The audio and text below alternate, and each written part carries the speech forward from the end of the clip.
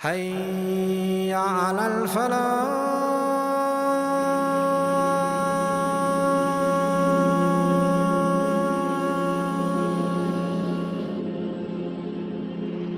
The issue of zina being a strong temptation, first of all, this was part of the plan of Allah subhanahu wa ta'ala, that there will be temptations in this dunya. قال النبي صلى الله عليه وسلم in Sahih Muslim and in the book of Bukhari, he says, I have not left any fitna behind me more harmful to men than women. What is the attitude you take from this?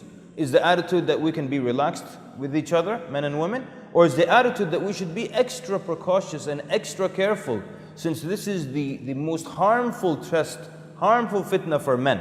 Today, people come up with 1,001 different excuses behind why it's okay. We are working together. The hearts are pure. Nothing is wrong. She's like my sister. I'm her brother. Excuses for something that is, if you look at the hadith, it's severe now. We should stay far away from it. And if the companions who have the best hearts stayed away from it, who are we to say, Wallahi, the hearts are pure and everything is good and the weather is nice?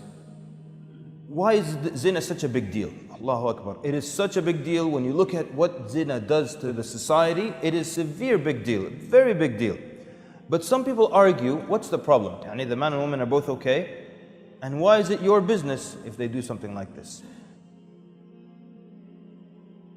It is everyone's business, because now it becomes an issue that affects the society. If this becomes rampant, it affects the entire society. Let's start with the effects of zina on society as a whole. One of the big problems we have is that people don't know their lineage. A person will not know who his father is.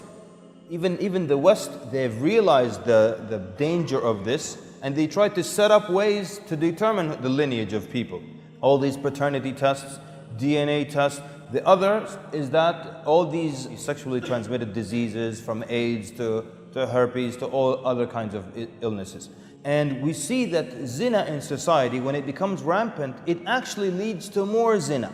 This is a study that was done in the United States. They found that 82% of teenage mothers are themselves the daughters of teenage mothers. We see also, these are other studies from the United States, that a male or a boy born to a young woman in her teens, a teenage mother, he's 3 times more likely to end up in prison.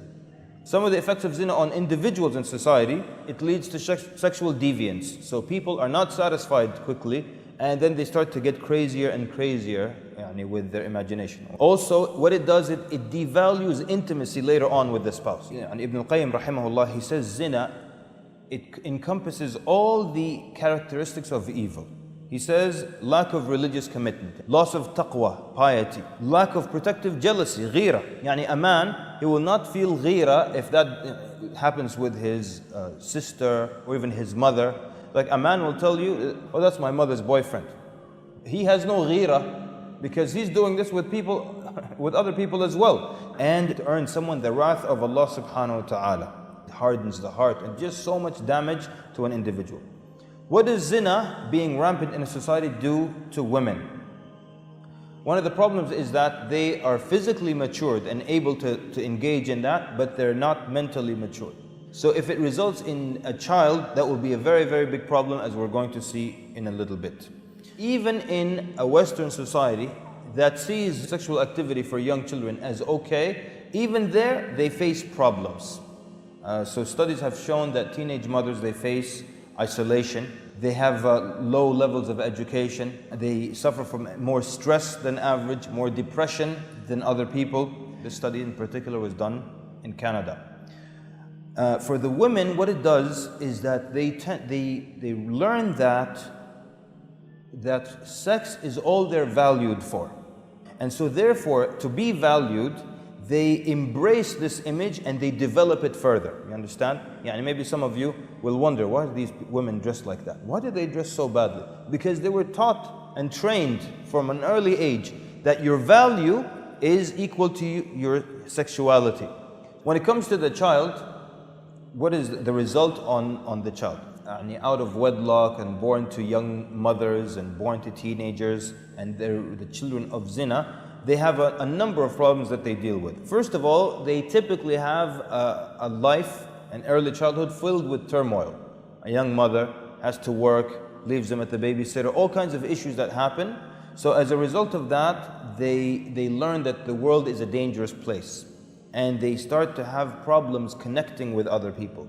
And they also become afraid of getting close to people. Anger issues as well have been seen and known. With the males, what happens is that a lot of times the male is not involved very deeply. And even if he wants to be involved, the family of the girl doesn't want anything to do with him. This is even in America, forget in a Muslim country. If he wants to be involved, he's pushed away. So the child now is missing the father figure. And even studies show, even when they allow the young man to be involved, within 2 years, he escapes. And we're seeing everyone being affected. We're trying to put the argument that it's a very harmful thing. And you can't make the argument that if a man and woman agree, what's the problem? It is my business. It's the society's business. And that's why the scholars say, if people commit zina, there is the right of Allah and the right of the community. Because this is damaging to us. So then how does Islam prevent zina? First of all, which is interesting, which Allah subhanahu wa ta'ala in the Quran, He doesn't tell us don't commit zina. Allah Azza wa Jal says, وَلَا تَقْرَبُوا الزِّنَا. Don't come near zina. What are some steps that will lead someone to zina? Talking, looking, touching, chatting, texting, all these things that could lead to it. So every stage that leads to zina, you will find that it is prohibited and blocked and haram, prohibited in Islam. Famous hadith in Sahih Bukhari and Muslim, and Nabi Sallallahu Alaihi Wasallam is giving us the solution, one way to combat this problem. Whoever can provide the bare minimum now to open a home, then let him get married. And who is not able to provide that, then fast. And that will be a protection for you. How many of them fast? True story, this young man came to me in Canada.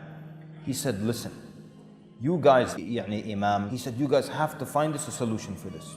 He said, it's summer, women are not dressed very well, we're not able to get married, we have school, we don't have money, this is a big problem. He says, don't tell me fast, don't tell me be patient, don't tell me lower the gaze. What do you want me to tell you? Eat bananas, what do you want me to tell you? And Nabi Sallallahu Alaihi Wasallam gave you the solution, you ignore it and you said, give me another one. He gave you the best one. Prophet ﷺ came one day, he saw the men and women leaving the masjid, walking home. A man was walking here and some steps behind, a woman is walking in the middle of the road. So even though they're not talking to each other, the Prophet ﷺ said, the men walk in the middle, the women walk to the sides. The women had so much haya and taqwa, they would walk to the sides so much that their dress, their clothing would get snagged on the walls. That's how they used to walk. One day, Nabi Sallallahu Alaihi Wasallam pointed to a door in the masjid. He said, we will leave this door for women. Nafi' says, Ibn Umar never ever again entered or came in from that masjid or left until he died. So this contact between men and women has guidelines and has limitations. And being alone with the woman, because that's one of the things that definitely will lead to zina. Being alone with the woman. And today people tell you what's wrong, it's natural. One guy tells me, I stayed with a woman, we studied together, nothing happened. So alhamdulillah, nothing happened. And it doesn't make it a rule. And so now everyone should just go and nothing will happen. And Nabi Sallallahu Alaihi Wasallam explained that anytime a man is alone with a woman, who is the third one? The shaitan will be their third. So sitting alone with a woman, touching a woman. In Sahih Bukhari, Aisha radiallahu anha said, the hand of the Prophet ﷺ never touched the hand of a woman except a woman that he's married to, but never touched a woman. Because touching is also one of these things that can eventually lead to that. So Islam has successfully put the guidelines and the barriers to what might lead someone to committing zina. The people who are afraid of falling into zina, these people, the scholars say, hurry up and get married and live in any condition, but hurry up and get married. It's better for you than to fall into zina. The people who are okay, they're normal, they can fast, they can lower their gaze, they can keep themselves busy with activities, with durus, with sports, with memorization, all these things. Some of the scholars, this is Imam Abu Hanifa rahimahullah, he gives what I believe is very, very good advice. He used to tell his students, finish your education and work and save money and then get married. Why? Because the woman in her father's home, she's the princess, right? The woman in her father's home, her whole life, she never had to worry about rent. Father took care of everything and she was a princess. Whatever she wanted, he got for her. Then comes you. Insha'Allah, we will suffer and we'll struggle together. And it will be difficult in the beginning, but Allah is with us. Who are you, Habibi? You make this woman suffer. She should now from princess become a queen. But now from princess she becomes the what? I don't know. The advice of the Imam was, if you can be patient and it's not a problem for you, then finish your studies. Work and then marry and take care of this woman. And if anyone is afraid of falling into zina, the scholars say quickly, go get married and don't worry about it in a case like that. But what about people who can't afford anything and it just, they don't have any ability to get married at this point? To remain chaste, just to be patient. There's no other choice. This is advice to all the brothers and all the sisters and everyone listening, inshallah. Do not joke about zina. And don't share and tell each other jokes about zina. And it's not befitting for a believing man or woman to share jokes about zina. Why? Because what happens now is the least case. We all know the hadith, that when one of you sees a reprehensible act, change it with your hand. If you can't, change it with your tongue. If you can't, change it with your heart. I'm in a position where I can't speak, I can't change, and I'm weak, oppressed, but at least I can hate it here. And if all the believers hate it here, we will resist it growing and becoming rampant in our community. But when everyone's okay with it, this is a problem. The second thing, we spoke about a dangerous topic, and sometimes there may be someone in the audience who has fallen into that sin. So to that person we say, the gates of Tawbah are always open and no one comes between you and Allah Azza wa Jal. Don't allow the shaitan to trick you with the oldest trick. Oh, you committed this big sin, why are you praying? Why are you worshipping? You're not worth it. Allah doesn't want anything from you. Go away, run away from Allah. The doors of Tawbah are always open, and Allah Azza wa Jal says in the Quran, Allah loves those who always repent, often repenting. In order to always repent, you have to always sin. How are you going to repent if you don't sin? Wait a minute, you're telling me Allah can love someone who always sins? If they always repent sincerely, yes is the answer.